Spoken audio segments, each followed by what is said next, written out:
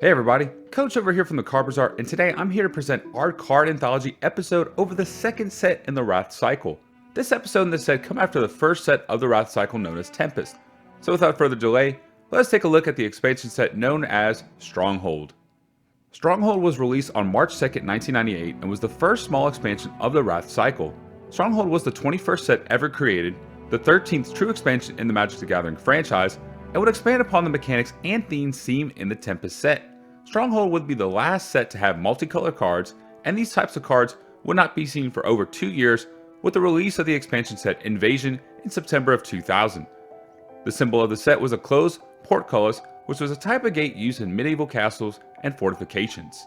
The mechanics and themes from the Tempest set Shadow would be expanded in the Stronghold set. Shadow, if you recall from the Tempest set, was a form of evasion where only a creature with Shadow could block or be blocked by another creature of Shadow.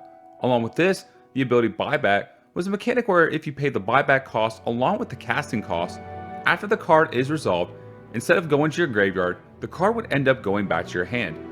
On top of that, you had the Encore, which were creatures that could redirect damage they suffered to other creatures. This made the Encore nearly invincible creatures and were seen in cards such as Shaman Encore, Nomad's Encore, and Warrior Encore. There were 3 cycles contained within the Stronghold set. All these cycles were uncommon in rarity status, with the first cycle called the Lycids, which was a cycle also from the Tempest set. They were 2/2 creatures with a converted mana cost of 2 and had the ability to turn itself into an aura enchantment or back into a creature. The Lycids were Calming Lycid, Gliding Lycid, Corrupting Lycid, Convulsing Lycid, and Tempting Lycid. Another cycle that also came from Tempest that would be expanded upon were the Slivers, which were 2/2 creatures that needed allied color pairs to be cast, but it gave all slivers different traits and abilities.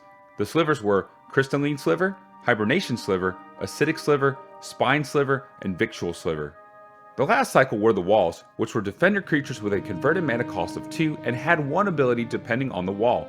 The walls were Wall of Essence, Wall of Tears, Wall of Souls, Wall of Razors, and Wall of Blossoms.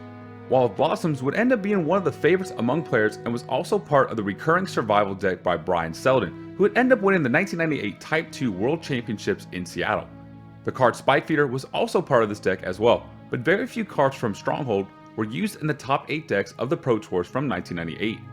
Mog, Flunkies, and Shock, along with 2 of the notable cards, Mox Diamond and Volrat Stronghold, were in the top 2 decks of the 1998 Pro Tours and the 1998 World Championship. The storyline of Tempest takes place on the stormy plain of Wrath, where Gerard and the crew of the skyship Weatherlight are trying to find Volrat Stronghold. The crew of the Weatherlight are searching for Sisay along with missing pieces of the Legacy. The hero Gerard ends up finding out that Volrath was his former blood brother, Vuel. Vuel was also the person behind stealing the Legacy.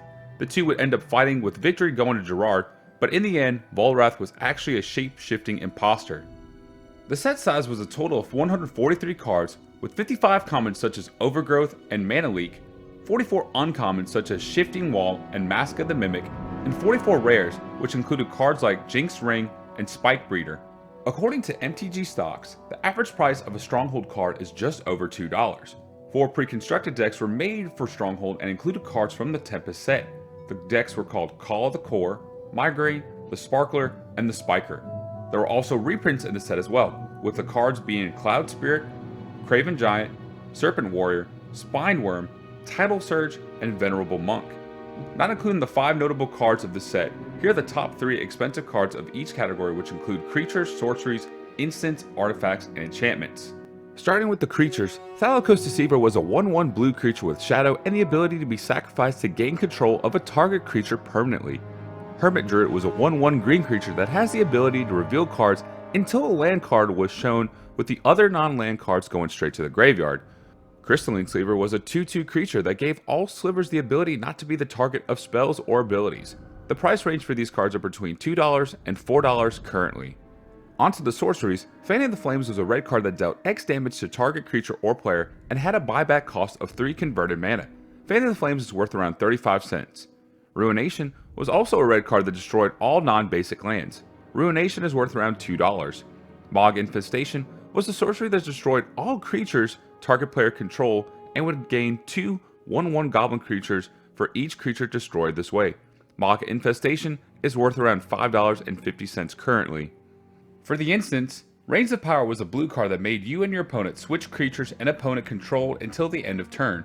Evacuation is a blue card that returned all creatures to their owner's hand, and Constant Mist was a green card with the effect being creatures do not deal any combat damage and also had the buyback ability.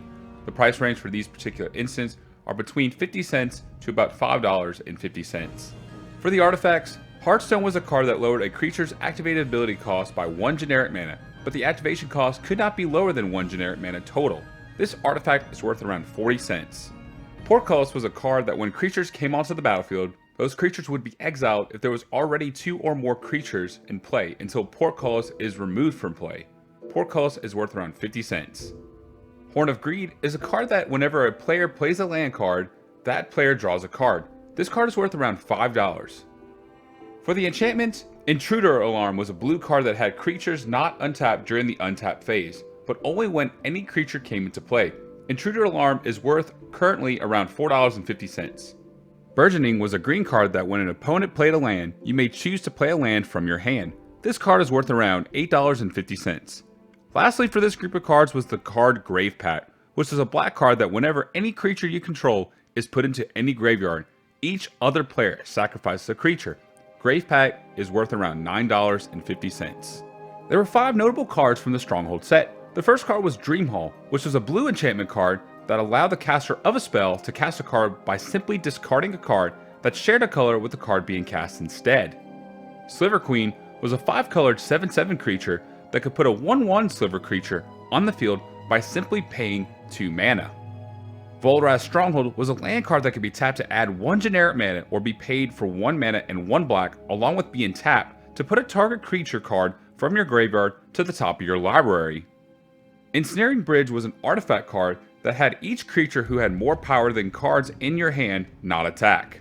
The last notable card on this list was Mox Diamond, which is an artifact with no casting cost, but when it came into play, a land card had to be discarded from your hand. This card allowed you to add 1 mana of any color to your mana pool. On April 13th, 2009, Stronghold was released on MTGO, but it was only released for 2 weeks and would not be re-released until Exodus, which was launched on MTGO on December 7th, 2009. A sealed booster box of Stronghold is currently worth around $400. So that is all I have today for this episode of Card Anthology. Please let us know in the comments what you thought about this episode and the cards contained inside the set. We always like to know what you guys think every time you guys watch an episode of Card Anthology. Next week, we'll be going over the set Exodus, and we'll be on the lookout for that episode next Sunday. If you enjoyed this video, please make sure to hit that like button, share this video, and subscribe to the Card Bazaar channel. Visit us on our social media pages such as Facebook, Twitter, and the MTG Amino app by clicking on the links below. Be sure to also follow our other YouTube channels that we are currently working with. These other YouTube channels include Seiben from the channel Aetherhub, who narrated our last Card Anthology episode over Tempest, Nizzahon Magic, who just released his video over the top cards from the Tempest set that complements our video as well, TastySnackies, who is a highly underrated YouTuber who does deck techs, MTG rants, and was also the narrator for the 5th edition episode that we did a few weeks back, and lastly, John from the channel They Said We Said. John did the voice narration for the Weatherlight episode of Card Anthology, which has since been one of our most successful videos to date. Please check out and subscribe to their channels after this video. If you missed our last episode over the Tempest set, please go ahead and click on the card at the top or in the link in the video description. Thank you guys so much for the continued support. This is Coach signing out, and I will see you guys next time at the Card Bazaar.